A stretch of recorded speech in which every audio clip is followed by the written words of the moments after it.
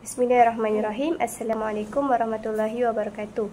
Pada hari ini kami akan membincangkan berkaitan kesalahfahaman dalam ilmu hadis serta kepentingan dalam menjaga keabsahan ilmu hadis. Perbincangan ini adalah di bawah kursus pengajian hadis. Ahli kumpulan saya terdiri daripada 3 orang. Yang pertama Farisha, yang kedua Syahzanani dan yang ketiga saya, Alia. Hadis adalah sumber penting dalam Islam, namun salah faham terhadapnya sering berlaku kerana kurangnya ilmu dan tidak memahami konteks. Jadi kajian ini akan membincangkan tentang kesalahfahaman hadis serta kepentingan dalam menjaga keabsahan ilmu hadis. Baiklah, seterusnya kita pergi kepada kajian mengenai salah faham hadis yang sering berlaku akibat daripada beberapa faktor utama seperti autoriti riwayat sahabat, kelewatan pengumpulan hadis dan juga periwayatan dengan maksud hadis. Baiklah, yang pertama sekali, autoriti riwayat sahabat. Ada sesetengah pihak yang meragui hadis kerana ia diriwayatkan oleh individu tertentu dalam kalangan sahabat. Sedangkan Allah telah memuji golongan sahabat ini di dalam surah At-Taubah ayat yang ke-100. A'udzubillahi minasyaitonirrajim. والسابقون الأولون من المهاجرين والأنصار والذين اتبعوهم بإحسان رضي الله عنهم ورضوا عنه, yang bermaksud dan orang-orang yang terdahulu yang mula-mula memeluk Islam dalam kalangan muhajirin dan juga ansar, dan orang yang telah mengikuti mereka dengan baik, Allah redha kepada mereka dan mereka pun redha dengan Allah. Sadaqallahul azim. Ini menunjukkan autoriti sahabat diiktiraf. Namun, salah faham timbul apabila hadis itu diriwayatkan oleh sahabat hanya disebabkan oleh latar belakang sahabat ataupun bilangan hadis yang diriwayatkan oleh sahabat itu sedikit. Sebagai contoh, ada pihak yang meragui hadis yang telah diriwayatkan oleh Abu Hurairah radhiyallahu anhu kerana beliau lewat dalam memeluk Islam. Sedangkan Abu Hurairah radhiyallahu anhu merupakan sahabat yang paling banyak meriwayatkan hadis dan paling tekun menghafal hadis daripada Nabi Muhammad sallallahu alaihi wasallam. Yang kedua, kelewatan pengumpulan hadis. Ada pihak yang menyangka bahawa hadis tidak sahih kerana ia tidak dibukukan seawal Al-Quran. Namun, pada hakikatnya, pada zaman Nabi lagi, Nabi telah mengizinkan beberapa orang sahabat untuk menulis hadis, tetapi secara tidak rasmi dan juga berperingkat.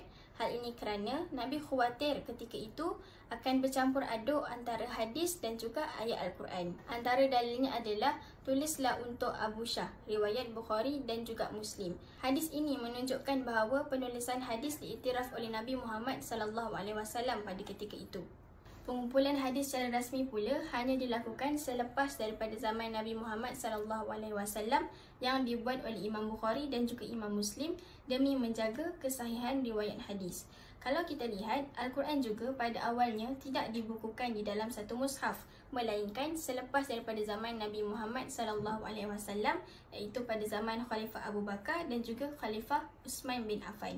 Jadi, kita tak boleh mengatakan bahawa kelewatan pengumpulan hadis menjadi punca sesuatu hadis itu tidak sahih.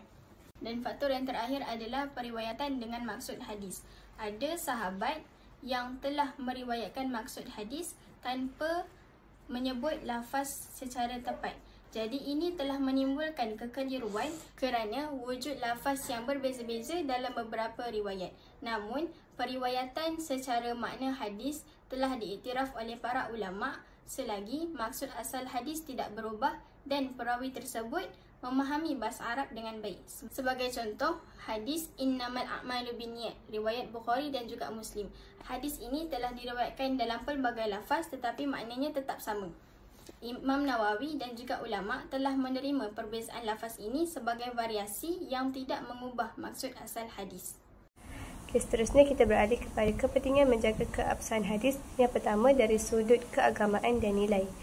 Ia adalah bagi untuk menjamin keaslian ajaran Islam, di mana hadis ini merupakan sumber kedua selepas Al-Quran dalam pembentukan hukum dan panduan umat Islam.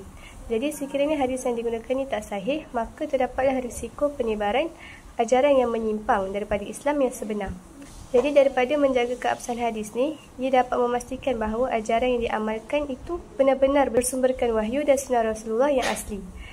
Baiklah, bagi mengukuhkan statement di atas, ayat Al-Quran pada surah An-Najm ayat 3 hingga 4 yang bermaksud dan tiadalah yang diucapkannya itu, iaitu Al-Quran ataupun Sunnah, menurut kemahuan hawa nafsunya. Ia tidak lain hanyalah wahyu yang diwahyukan kepadanya. Ayat ini menjelaskan bahawa ucapan Rasulullah SAW ni bukan berdasarkan hawa nafsu, tetapi adalah berdasarkan wahyu. Jadi terbuktilah bahawa hadis Nabi itu sahih dan kita perlu pelihara ketulinannya. Baiklah, kepentingan yang kedua adalah dari sudut kemasyarakatan dan pendidikan, di mana ia dapat membentuk masyarakat yang beradab dan harmoni. Hadis sahih ini mengandungi ajaran Rasulullah tentang adab, akhlak dan interaksi sosial. Contohnya macam hadis yang mengajar tentang tolong-menolong, adab berjiran dan larangan mengumpat.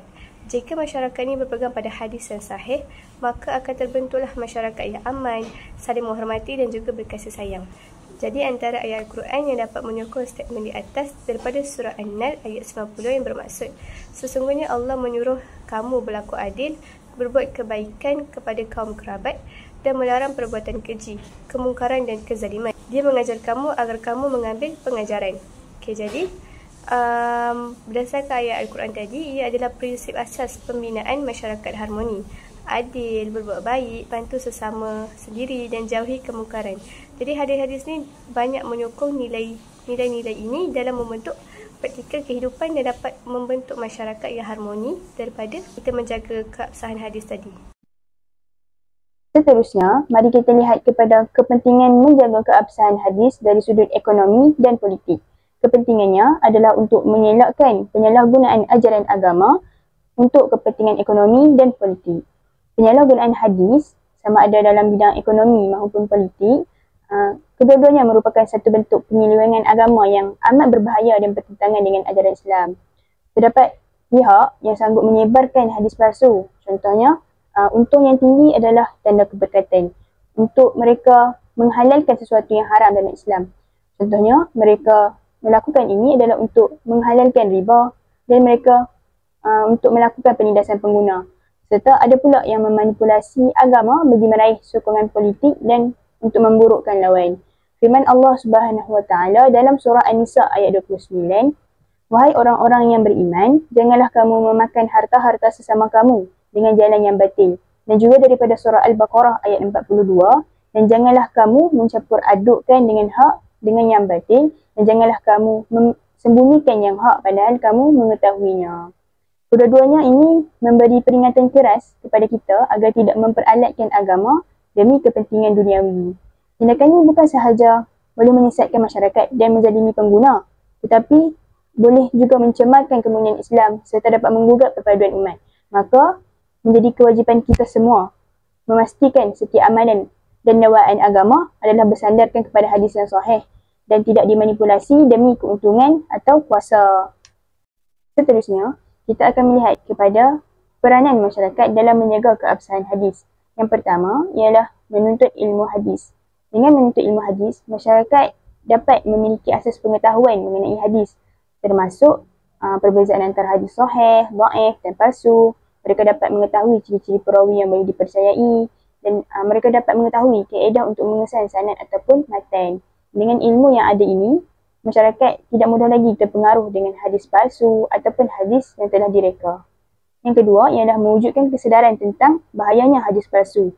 Masyarakat harus sedar bahawa penyebaran hadis palsu boleh membawa kepada penyimpangan dalam akidah dan amalan. Oleh itu, kita boleh melaksanakan kempen kesedaran. Contohnya di sekolah, di masjid ataupun di platform digital yang amat berkesan pada era ini. Selain itu, kita boleh menggalakkan program pengajian hadis di peringkat komuniti. Contohnya, menggalakkan orang kampung dan sebagainya. Yang terakhir ialah mengamalkan hadis sahih dalam kehidupan. Dengan mengamalkan hadis yang sahih dalam kehidupan seharian, masyarakat ataupun umat Islam secara tidak langsung dapat memartabatkan kedudukan hadis yang benar dan dapat membina budaya yang selari dengan ajaran Rasulullah SAW. Kesimpulannya, kajian terhadap salah faham dalam hadis dan ilmu berkaitan dengannya memperlihatkan betapa pentingnya kesefahaman yang tepat serta pengetahuan yang mendalam dalam bidang ilmu hadis. Salah faham terhadap hadis sama ada disebabkan kelemahan ilmu, kecualian dalam menyemak kesahihan atau penyebaran hadis palsu boleh membawa kepada penyimpangan dalam akidah, syariah dan akhlak umat Islam. Oleh itu, menjaga keabsahan hadis merupakan satu amanah besar yang tidak hanya dipikul oleh para ulama tapi juga oleh seluruh umat Islam. Itu sahaja daripada kumpulan kami. Semoga apa yang disampaikan sebentar tadi dapat dimanfaatkan oleh masyarakat. Wabillahi taufiq wal hidayah. Wassalamualaikum warahmatullahi wabarakatuh.